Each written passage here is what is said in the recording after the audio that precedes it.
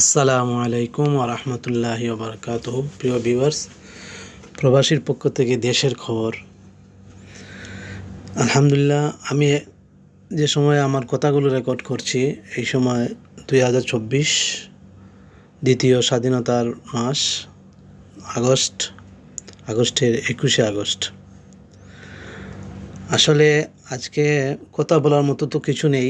5 আগস্টে বিজয়ের পরেই প্রথম আপনাদের সামনে আসলাম কথাগুলো নিয়ে। কথা বলার কি আছে, আমরা আসলে ছাত্ররা যে ক্ষোভের বহিঃপ্রকাশ ঘটিয়ে বিপ্লবটা বিজয়ের দ্বারপ্রান্তে নিয়ে গেছে, সেটার পিছনে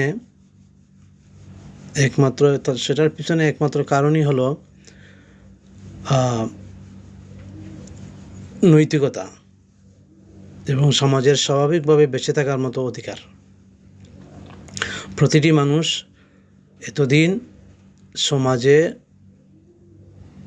খুবই স্বাভাবিকভাবে বেঁচে থাকতে ভয় পেত বা আতঙ্কিত ছিল।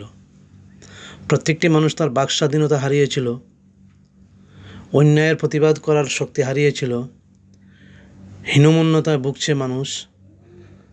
প্রত্যেকটি সেক্টরে মানুষ একটি মানুষের দিকে তাকিয়ে থাকতে হতো সে কী বলছে। এইরকম একটা সিচুয়েশনের মাঝে 18 কোটি মানুষের একটি জাতি কখনো একটি ভূমিকা থাকতে পারে না। ভালো হোক আর মন্দ হোক, তার অধিকার প্রতিষ্ঠার জন্য সে উঠে দাঁড়াবেই একবার না একবার। কিন্তু আওয়ামী সরকার এটা কিন্তু বুঝতে পারেনি। সে যাই হোক, বাংলাদেশের এই প্রেক্ষাপটে যে সরকার ক্ষমতায় আসে সে তার মেধা অনুযায়ী কাজ করে, পরে বিরোধী দল এসে তার উপর প্রতিশোধ পরায়ণ হয়। এই জিনিসটাও অস্বাভাবিক। আমি বা আমার সমমনা যে মানুষগুলো আছে হয়তো এই জিনিসটাও মেনে নেওয়ার মতো মনে করছি না। কেননা আমরা সাম্য এবং কল্যাণ রাষ্ট্র চাই হিসাবে আমাদের জন্য জরুরি হলো বাংলাদেশকে বিপ্লবোত্তর একটি এমন সাম্যবাদী রাষ্ট্র গঠন করার দিকে নিয়ে যাওয়া, যেখানে প্রতিশোধ হবে না, হিংস্রতা হবে না এবং জনকল্যাণ বিমুখ কোনো কর্মকাণ্ডে লিপ্ত হবে না বিপ্লবীরা। এটাই চেয়েছিল এতদিন, এটাই স্বপ্ন ছিল এতদিন মানুষের। এরকম একটা সরকার আসবে যে মানুষের কথাই বলবে। ধরেন মানুষ প্রবাসে যাবে, তো তার জন্য সরকারের উচিত হবে তার সব দিকটাই সহজ করে দেওয়া।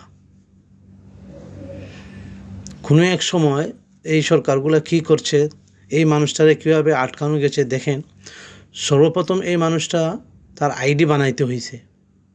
যখন আইডিটা তার যে নিড আইডি, যেটা তার পরিচয়পত্র, যেটা এটা যখন গেছে দেখছে এটার মধ্যে নামের গণ্ডগোল, এটার মধ্যে ঠিকানার মধ্যে অক্ষরিক গণ্ডগোল সমস্যা হয়েছে। এটারে এখন ঠিক করাইতে হয়েছে, তারে ঘুষ দিতে হয়েছে।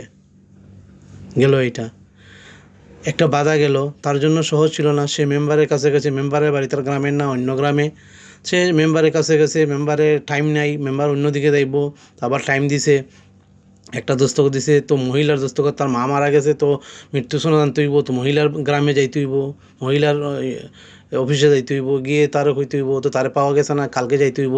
এরকম করে সে ভুক্তভোগী হইতে এই নামটা, এই অক্ষরিক শব্দগুলো ঠিক করতে করতে তারা অনেক দিন গেছে। যে সময় এই আইডিগুলো বানানো হয়েছিল ওই সময় যে লোকগুলা নামগুলো লেখছিল, ওই সময় চিন্তা এবং পরিকল্পিতভাবে এই কাজটা করা উচিত ছিল যে প্রত্যেকটা মানুষের নাম ঠিকানা যাতে নির্ভুল হয়। কিন্তু তাড়াহুড়োর মধ্যে তারা ওটা করেনি। এখন প্রত্যেকটা মানুষ প্রথমে তার আইডি এবং পরিচয়পত্রতে নিগৃহীত হলো। দ্বিতীয়ত যখন সে পাসপোর্ট করতে যাবে তখন সে সরাসরি করতে পারবে না। ব্যাংকে টাকা দিয়ে এলো, পরে ফর্ম কীভাবে লিখবে, তো কীভাবে নিয়ে জমা দিবে, তার এইরকম একটা সমস্যা। পরে হইল কি, একটা এজেন্টের মাধ্যমে সে কাগজটা রেডি দিল, কিন্তু দেখা গেছে তানাতে কিছুদিন পরে ফোন আসলো, কোথায় তুমি টাকা দাও। একটা রেট আছে, রেটের বাইরেও যে পুলিশ আপনাকে তদন্ত করবে আপনি বাংলাদেশের নাগরিক কিনা, আপনি এখানে ভালো নাগরিক কিনা, চুর চামার কিনা, বদমাইশ কিনা, আপনাকে বিদেশ যাইতে হইলে ফেরেশতা হইতে হইব, এরকম একটা সার্টিফিকেটের জন্য ওরা আপনাকে কী করবে, তছনছ করবে। তখন আপনার জিগাইব তো টাকা 5,000 দেন, 10,000 দেন, এরকম কইরা আপনার পাসপোর্টের সত্যায়নটা ওরা করবে। করে সবাই পাসপোর্ট করছে, কিন্তু কীভাবে করছে, বাধাগ্রস্ত হয়ে করছে, টাকা দিয়ে করছে। একটা স্বাধীন দেশের নাগরিক ভাবতে পারেন, তার একটা আইডি করবে, সেখানেও ভুল ছিল, ওইটা সংশোধন করবে, ঘুষ দিতে হয়েছে। সরকারি কর্মকর্তা আছে, ওরা বেতন নিচ্ছে, কিন্তু তারপরও মানুষের কাজটা করছে না, ওরা পয়সা নিয়েই করছে। এটা সাক্ষী আমি নিজেই তো। এইটা গেল। দ্বিতীয়ত হইল এই পাসপোর্টের অফিসটা এরকম, সরকারকে যে পুলিশওয়ালাকে আপনি পয়সা দিতে হইব, গেল এইটা দিলেন। থানায় পয়সা, থানাতে রেড করা আছে প্রত্যেকটা থানা, আমি এগুলো মিথ্যা বলছি না, আপনারা সবাই জানেন। দ্বিতীয়ত সে পাসপোর্টে বাধাগ্রস্ত হইল। তৃতীয় সে যাবে, এখন কি করবে, পাসপোর্ট আবার নিয়ে ভিসা কিনবে। ভিসা কেনার মধ্যেও সে একটা ঝামেলায় পড়বে। তার আত্মীয় যে ভিসা দিছে বা যার মাধ্যমে সে ভিসা কিনছে, টাকা দিয়ে ভিসা কিনতে হয়, অবশ্যই টাকা দিয়ে কিনবে। এটা একটা আন্তর্জাতিক মার্কেট, এখানে কিচ্ছু করার নাই। কারণ যে দেশে কাজ করতে যাইবে ওই দেশের মালিকই হয়তো ভিসাটা যে টাকা নিয়ে দিছে, টাকা খরচ, যে টাকাটা খরচ হয় ভিসা উঠাইতে, ওই টাকাটা হয়তো সে তার লেবারের কাছ থেকে নিছে। তো লেবারে এটা মাইনা এই টাকাটা দিছে তারা, কিন্তু দেখা যায় মধ্যভোগী কেউ এটারে বিক্রি করছে 2 লক্ষ টাকার মাল 4 লক্ষ টাকা দিয়ে বিক্রি কইরা কোনো সময় দেখা গেছে ভিসাটা মাইর গেছে। এরকম শিকার আমিও হয়েছি, আমিও ভিসা নিজে কিনে একবার এরকম করছি, আমিও মাইর খাইছি। এখনও আমি সম্পূর্ণ টাকা তুলতে পারি নাই। এই টাকাটা নিয়ে লোকটা দিব্যি মসজিদে যায়, একটা মাদ্রাসার দায়িত্ব আছে, মানে কোনো মাদ্রাসার কমিটিতে সে কিছু একটা আছে, গ্রামীণ মাতব্বর, টাকাটা দিবে বলছে, কিন্তু এখন আমি কিছু টাকা পাই। তো এইরকম হইলো, ভিসা নেওয়ার পরে ভিসাটা কমপ্লিট করলো। এটা সরকারি কোনো ব্যাপার না, এটা ব্যক্তিগত যারা চুরচামার আছে এরা এরকম করে। কিন্তু আসল কথা হইলো যখন মেডিকেলে গেল, আমি নিজে মেডিকেলে গেছি, বা সব মানুষ, সব প্রবাসীরা যখন যারা মেডিকেলে যায় ওরা ওখানে ভুক্তভোগী হয়। ওখানে একটা লাইন থাকে, আপনি অসুস্থ হইলে টাকা 20,000 টাকা দিলে, 10,000 টাকা দিলে আপনাকে একটা সার্টিফিকেটের ব্যবস্থা করে দিব। কিন্তু এর আগেই সমস্যাটা হয়েছে কি, প্রতিবন্ধকতা সৃষ্টি করা। এর আগে কি, আপনি যে সুস্থ, আপনাকে সুস্থ সার্টিফিকেট দিবে না, আপনাকে অসুস্থ কইয়েই আপনার কাছ থেকে টাকা 20,000 10,000 টাকা নেবে। এটা প্রতিবন্ধকতা সৃষ্টি করা। দেখেন, একটা মানুষ প্রবাসে যাইতে হইলে প্রথমে কি প্রতিবন্ধকতা সৃষ্টি করছে, তার আইডিতে সমস্যা হয়েছে, এখানে সে ঘুষ টুস দিতে হয়েছে, তার পাসপোর্টের সমস্যা হয়েছে, পুলিশকে পয়সা দিয়ে পাসপোর্ট বানাইতে হয়েছে। তৃতীয়ত হয়েছে কি, সে মেডিকেলে আসছে, সে সুস্থ কি অসুস্থ তার আগেই টেনশন হয়ে গেছে, সে মেডিকেলটা পয়সা দিয়ে ক্লিয়ার নিতে হয়েছে। তারপরে আর কী অফিসের এখন কাজ আছে, মেইন পাওয়ার নিতে হয়, আরও কী নিতে হয়, লাইন দাঁড়াইতে হয়, ওখানে 2,000 টাকা দিলে আপনার সিরিয়ালটা আগিয়ে দিতে হয়। এই সবগুলা মেনটেন করে একটা মানুষ যখন এয়ারপোর্টে যায় তখন শুরু হয় আসল কাজ।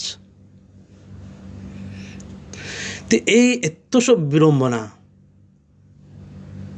যখন মানুষ বছরকে বছর করতে থাকে, আর প্রতিটি মানুষ এইটার মধ্যে পড়ে, তাহলে সবার মধ্যে একটা ক্ষোভ সৃষ্টি হয়। এই ক্ষোভ থেকেও জন্ম নেয় মানুষের প্রতিহিংসা ঠিক না। কিন্তু যারা এই প্রতিহিংসার বিরুদ্ধে দাঁড়াবে, পরিবর্তন আনতে চাইবে, তারা কি করবে, তারা ক্ষমতায় এসে সেম এই কাজটাই করবে। তারা এখানে তো পরিবর্তন আনতে হবে। তার আইডিটা, প্রত্যেকটা মানুষের আইডি কীভাবে ঠিক থাকবে, এটার জন্য কল্যাণমূলক একটা সেবা দিতে হবে। পাসপোর্ট কীভাবে বানাবে, কল্যাণমূলক একটা সেবা দিতে হবে। পুলিশকে কীভাবে সৎ করা যায়, ওইটা সিচুয়েশনও তাড়াতাড়ি করতে হবে। এইগুলো করতে হবে, না করলে যদি সেম থাকে তাহলে এই গণ অভ্যুত্থানের বা বিপ্লবের কোনো ফায়দা নেই। এটা গেল প্রবাসী একটা সেক্টর। এইরকম প্রতিটি ক্ষেত্রে আপনি স্টুডেন্ট লেখাপড়া করতে যান, ধরেন শিক্ষা অফিসে আপনার বাচ্চার সার্টিফিকেটকে আপনি শিল মারাতে যান, ওখানে অফিসার পয়সা দিতে হয়, বাধাগ্রস্ত হচ্ছে। যে করছে সে তো বাধ্য হইয়া বিদেশ যাইবে, এই জন্য করছে, কিন্তু তার মধ্যে কূপটা রয়ে গেছে। তারপরে এলাকায় একটা গেঞ্জাম হয়েছে, এখানে পুলিশের কাছে গেছে, যে গেছে সেও টাকা দিতে হয়েছে, যার বিরুদ্ধে মামলা হয়েছে সেও টাকা দিতে হইতেছে। তো এই সিচুয়েশনের মধ্যে মানুষ সব কাজ করছে, কিন্তু খুব ভিতরে জন্ম নিয়ে নিছে। তারপরে দ্বিতীয় কথা, আপনি সবাইকে আঙ্গুল দেখিয়ে কথা বলবেন, আর রাস্তাঘাট আপনি বানাইবেন, দেশের উন্নয়ন করবেন। আমার এই ভিডিওর মধ্যে পুরো বাংলাদেশ রংপুর থেকে সিলেট পর্যন্ত অনেক ভিডিও আমি দিয়েছি। দেশ অনেক ভালো লেগেছে 2023-এর এই ভিডিওটা। আসলে এটার মধ্যে অনেক উন্নয়ন দেখা যাচ্ছে, দেশ ভালো হচ্ছে, কিন্তু হয়েছে কি আপনি আপনি এরকম ভালো করলে মানুষের মন জয় করতে পারবেন কীভাবে? পারলেন কই আর? আপনি 10 টাকার কাজ করছেন, লক্ষ লক্ষ কোটি কোটি হাজার হাজার কোটি টাকার ঋণ করে এনে বা এই দিক সেদিক করে আপনি করছেন, অর্ধেক টাকা আপনার লোকজন মেরে দিয়েছে। তারপরে যা কাজ হচ্ছে সব চোখের সামনে হচ্ছে, কিন্তু কাজের সাথে সাথে আপনি হাজার হাজার প্রতিবাদী মানুষগুলোকে আপনি মেরে দিচ্ছেন, হত্যা করছেন, গুম করছেন। তো এইগুলোর উপরে নির্ভর করে না আপনার স্থায়িত্বশীলতা। আপনি যেরকম রাস্তাঘাট অবকাঠামো যেরকম করবেন, সেরকম যেরকম মেরামত করছেন, যেরকম এগুলোকে ক্লিন করছেন, আপন করে এগুলোকে তৈরি করছেন, ঠিক সেভাবেই মানুষের মনটাকেও আপন করে তৈরি করে নিতে হইতো, তাহলেই কাজ হইতো। বাংলাদেশ খুবই সুন্দর সম্ভাবনাময় একটি রাষ্ট্র, কিন্তু আমরা আমাদের নেতৃত্বের দূরদর্শিতার কারণে খুবই মর্মান্তিক সিচুয়েশনের মধ্যে পড়ি।